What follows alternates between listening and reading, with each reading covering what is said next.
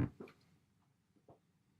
I'm Nathan Rector, and I'm here to share Aspire One Thing. I want to give you one thing to be listening for in your churches, and it's the word to, T-O-O.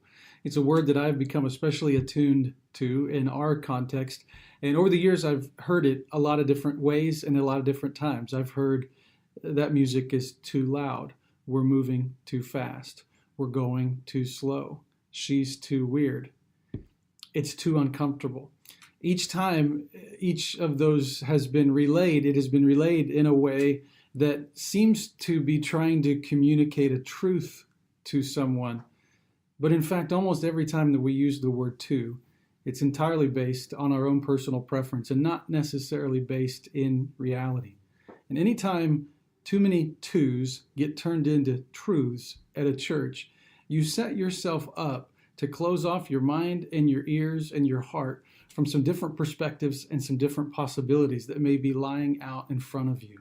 So that's one of the things that I try to challenge my team with, is every time we hear the word to try to connect it to preference and try to understand it through that lens, to do a better job at leaning into and challenging the word to whenever we hear it, so that we can help listen better, that we can understand more, and maybe even lead better as we look ahead to the things that might be out in front of us. We challenge every two because that's what we see Jesus doing.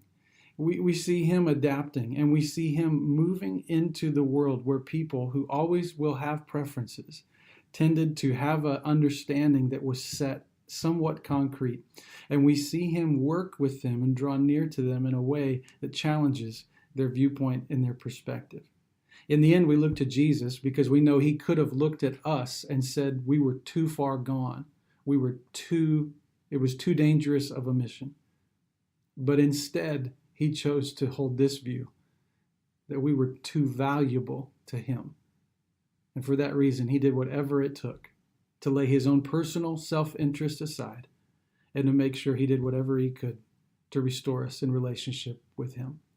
I'm Nathan Rector, and I'm leading a movement in Danville, Indiana.